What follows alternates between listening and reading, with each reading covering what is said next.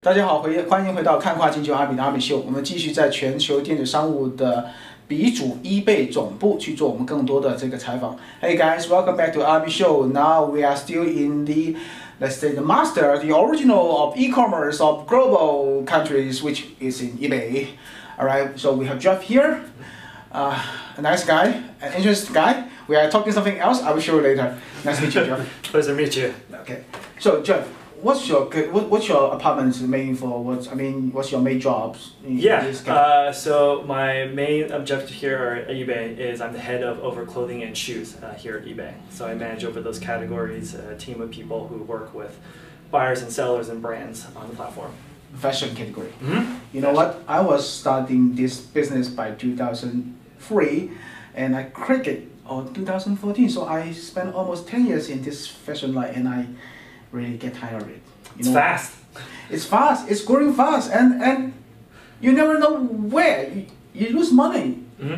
And this is one thing that now happen in this e-commerce. And everybody know the fashion category like shoes, bags, garments, and other accessories, other category which increased, let's say, crazy. But is it happen in eBay also? Because we know eBay is original and famous for other category like electronic or like the auto park something. Is it? What's the state right now? Yeah, I would say eBay fashion is also a growing category for us as well. You know, we just to let you know, it's such a high focus for eBay and such a growth vehicle for us that it has its own vertical and has its own team focused on it. And so we know that it's an opportunity in the e-commerce marketplace for us to win and for us to continue to grow and win and be part of the eBay's growth strategy now and into the future. So how do you work with the Chinese team? I mean, how do you work together? We know that in other marketplaces, we know that, okay, so they are more like the sellers to develop by themselves. So what do you do during this guidance with the Chinese team and the local sellers? Yeah, what we do is we have ongoing conversations with them more on a weekly basis, if not on an everyday basis as needed. We talk to them and they're our way for us to connect with the Chinese sellers and with the Chinese inventory that we want to bring on the platform. We see that there's a demand for branded and non-branded products on our platform. We've seen that for a very, very long time, but we've never had a real way to get to it. If some of our US sellers had the product, they never really had the inventory to sustain meet the demand, or they just never had the means to get it to us in a timely fashion. So what our China counterparts have done an incredible job is sourcing inventory for us. We say we're looking for some kind of top or pair of pants or some shoes. We'll let them know, like, here's a price point, here's the products we're looking for, here's the colors we're looking for, and our China team goes and works with their counterparts, their sellers, and say, like, here we got, and this is what we bring on our platform, and then it's just a partnership between us and them, and how we get that product and we showcase it on our US platform. Yeah. So is this that you have been working on more like the supply chain management, something like that? I would say it's in this essence it is, a little bit. We're working side by side with them to try to source the inventory for them, and once we get that source inventory, then our side is to make it come alive, and so bring it to the attention of our customers. And so they know that the product that we put forth is product that we stand behind. So. All right. So I would like to ask you something very interesting thing is that in every marketplace there is always big voice. There's always small player, new players. And we know that in eBay or in other marketplaces, there's already many big players, but everybody wants to get more, right? Customers want more, eBay's got one more, the sellers want to get into it, okay? So what you're going to do to help these new players, the small voices? The fashion industry is changing so fast, so the big players always has advantage. Supply chain, traffic, or any resource support from you, from eBay. So how to make the balance, how to make it? Because many of our clients, many of our readers, they are original from manufacturer, factory, or even domestic brands. They want to get into these festivals, but how do you support them? Yeah, I would say there's a couple key things for any person trying to make it on the eBay platform, either be in the US domestically or cross-border training or whatnot. It really comes down to one is the listings itself. You know, if you create an incredible listings with ideal pictures and whatnot, and that's one's first going to grab the customer's attention when they're searching on our platform. Then the next thing comes down to price. You know, and price. And if your price is highly competitive or even ahead of the competition, that's something that's going to get served up, not even by us, but also from our natural search algorithm. You know, you'll get a favorite tipped in that thing. And then the third part of it is to ensure that, like, you know, you guys are up to speed on, I guess, U.S. retail standards, you know, offering anything from free shipping to very, very low cost shipping, as well as hassle-free returns. You know, a lot of major players, even small players on the U.S. platform and on their own e-commerce, free shipping and free hassle-free returns, especially in fashion, have become a standard. Yeah. And you know, you've been in the industry for close to we over are 11 so years. headache for this return. Yeah. And this is why I don't want to enter this business anymore. I don't want to take care of the thousands of returning goods in my warehouse. Yeah. So what can we do with this? I would say it comes down to showcasing the product and be very transparent as you possibly can in the listing with your customers. You know, if a customer is identified with the product, you know, it comes down to like almost like lifestyle imagery. If they can imagine themselves in the product that you're selling, the chances of them returning are very, very low. You know, but also at the same time too, it's like we know customers change their mind and whatnot, and so the best thing I could tell them is like, if you're going to make an impact in the U.S. business, you've got to ensure that you set yourself up to handle some returns that might come back your way. You know, if you have a way to do that, you actually might develop a more loyal base of customers because they understand that, like, you know, if something doesn't work out for me, I trust that this seller, this brand I work with is going to have my back, and that's what a lot of these customers are looking for. And you would be surprised how much loyalty you might build off of that. So it means that loyal customers, price, and good listing. Anything else suggestion for the new players?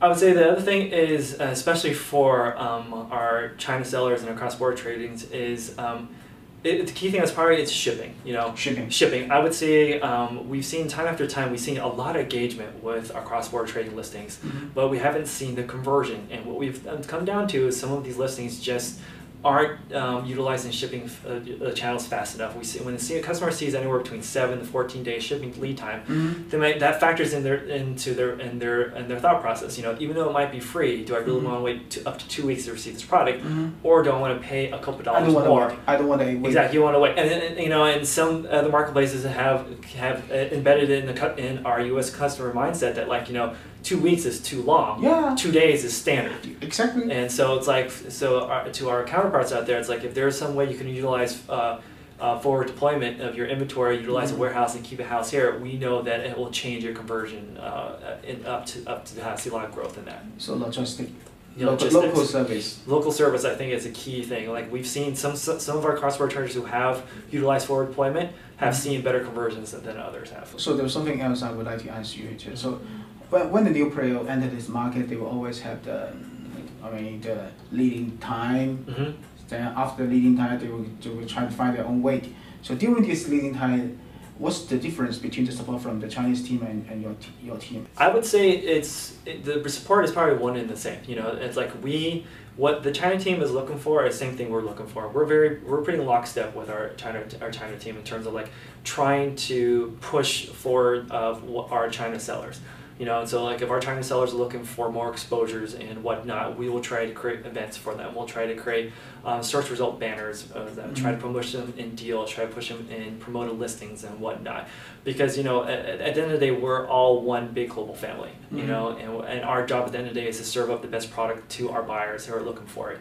And so if our cross-border trading partners happen to have that product, we're going to do our best to ensure that our customers see that in any way possible and anything that's in our control on the platform. All right, all the business start from requirement, okay? So what's the status of the US market right now? I mean, focus on the shoes or bags or something. Can you make one example to give us some clear idea? Because, you know, I'm original from fashion category, so I don't look like from fashion anymore. You are the guy, all right? Because I'm tired. I just when something I buy it. I don't want to get into. I don't want to spend time on choosing.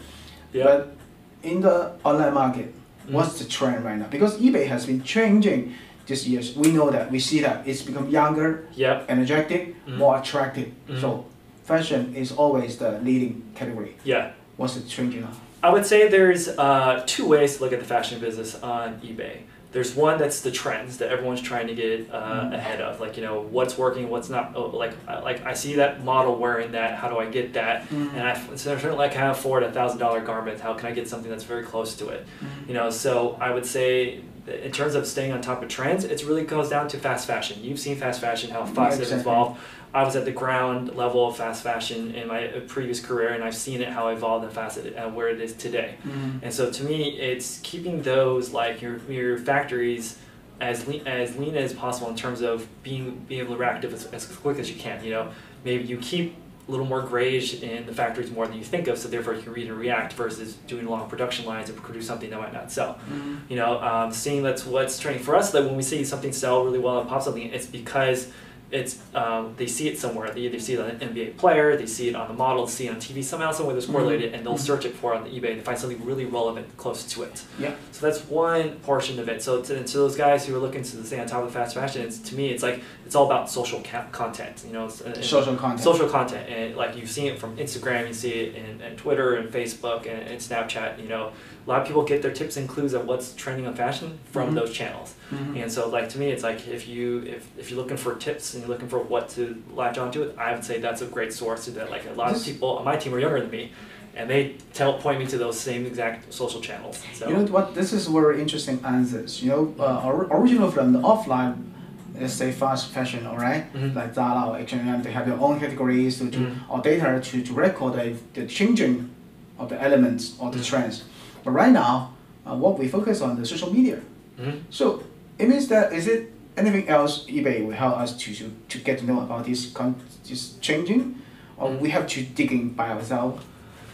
You know, the new sellers, the new players, they have difficulty to.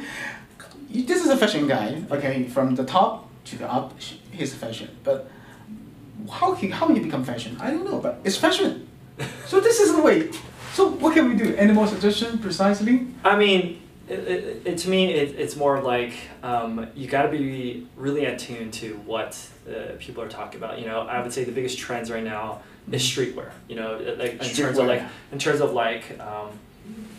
daily use. Maybe vintage product is very high trending for us as well, but also it's like streetwear in terms of like, you know, hoodies, sweatshirt, more active wear. I guess active wear is what the connotation was back in the day, and now whereas it's been coined as streetwear. It's more relaxed styling and whatnot, but also it's like the styling of today versus it was a year ago versus 2 years, it's more unique to who you are today, and people are being more individuals. Thank you for the word for their who they are today. So it's not really people conforming to certain things.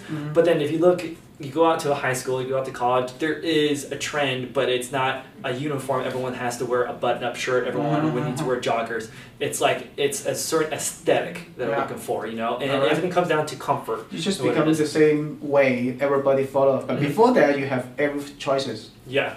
And so like today it's more of like people are trying to be individuals within a certain aesthetic. You know, it's like I'm gonna wear an oversized hoodie, but like, you know, maybe I won't maybe I'll have like some kind of design, maybe I won't have a design it, but like you're feeling that aesthetic of like, you know, this is me, but it still goes on along the trend of streetwear. So yeah, but the other part of it, like I would say to everybody, is that there is still the everyday essentials that every single customer, me and you, are looking for at everyday place. Everybody needs a white t-shirt, everybody needs a pair of jeans, socks, a pair of white shoes or whatnot. You know, that's the stuff that it's not trending, but I guarantee you is it the biggest market? It's the biggest part. It is the core of our business. You know, daily use. It's a daily use product that people need day in, day out. Every time you go through a white t-shirt, you need to go buy another one. And oftentimes you're not buying one, you're buying multiple, you know? Yes, I would say 1, 2, 3, 4 colors, each one 5 pairs. Exactly. And the one thing we learned about with our customers is like, if they find a product they like, they will buy multiple of that product, multiple of that color. Yeah, like you different just color, same size. Exactly. I shop the same way too. If I find a V-neck white t-shirt I find very comfortable, I'll buy 3 more of the white one, maybe a couple other colors on it, because it's just like, it feels comfortable to you, and you know what you're getting for what you paid for. So you mentioned one very important words we didn't mention yet: quality. Right? We mentioned about the list, we mentioned about the price, we mentioned about the category, and we mentioned about the changing. But since the quality always have the balance, so everybody know that on e-marketplaces you cannot Yeah, it's not everybody will buy like you will spend $100 to buy one T-shirt, but you will spend like $20 to buy one T-shirt. So how to balance the quality and the prices? I would say our customers, like any customer shopping, they're savvy. They're trying to maximize the dollar, and so they're trying to get the best quality for what they want to spend. Exactly. You know, I would say some of our most successful customers, either our sellers and brands, either be high end or low end.